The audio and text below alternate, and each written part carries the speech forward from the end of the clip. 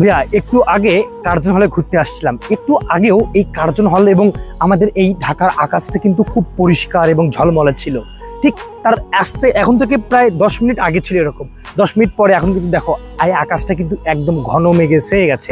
অর্থাৎ কোনো কিছুই কিন্তু কি চিরস্থায়ী না, ক্ষণস্থায়ী। এই যে একটু আগে ঝলমলে রোদ ছিল আকাশে, এখন কিন্তু আবার ঘন মেঘে ছেয়ে গেছে। সো এরকম তোমার জীবনে হয়তো বা এখন হতাশা আছে, হয়তো তুমি অ্যাডমিশন সময়ে আছো, তোমার কাছে প্রতিকূল মনে হচ্ছে। অ্যাডমিশন সময়টা আসলে একটু প্রতিকূল টাইম।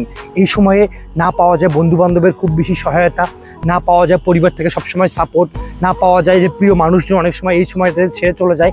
সো এই জায়গাটা হচ্ছে জীবনের একটা অন্যতম প্রতিকূল সময়, এবং এই সময়টাতে প্রতিটা মুহূর্তে মুহূর্তে হতাশা, টেনশন কাজ করে যে আদৌ কি আমার দ্বারা পসিবল কিনা। এই জায়গাটা কিন্তু মানে কি বলবো, যে এই জায়গাটা চিরস্থায়ী না, কিন্তু এই জায়গাটাও কিন্তু ক্ষণস্থায়ী। এই যে এখন আকাশে মেঘ আছে, হয়তো বা কিছুক্ষণ পরে দেখবে আবার মেঘ কেটে গেছে, হয়তো বৃষ্টি পড়বে, তারপর মেঘ কেটে যাবে। ঠিক এরকমও তোমার কিছুদিন পরে তোমার ঢাকা বিশ্ববিদ্যালয় বা অন্যান্য বিশ্ববিদ্যালয়ের পরীক্ষা। ঠিক এই বিশ্ববিদ্যালয়ে একটা ভালো প্রস্তুতি নিচ্ছ, এর মধ্যে দিয়ে যখন তুমি পরীক্ষাতে ভালো একটা ফলাফল করবা, তখন দেখবে তোমার জীবনে এই যে ঘন মেঘগুলো আছে এগুলো কেটে যাচ্ছে। সো জীবনে কোনো সময় চিরস্থায়ী না। তোমার ভালো সময়ে যেমন চিরস্থায়ী না, তোমার খারাপ সময়ে চিরস্থায়ী না। এইভাবে নিজের মাইন্ডসেট, নিজের মনোবল সেট করো যে তুমি পারবা, তোমার দ্বারাই সম্ভব। এই যে তোমার যে জীবনের যে একটা কি ঘন মেঘ অ্যাডমিশন সময়ে চলে আসছে, এই মেঘটাও খুব দ্রুতই কেটে যাবে ইনশাল্লাহ।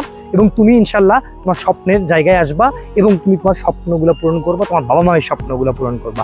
বিশ্বাস রাখো হৃদয়ে, দেখা হবে বিজয়ে।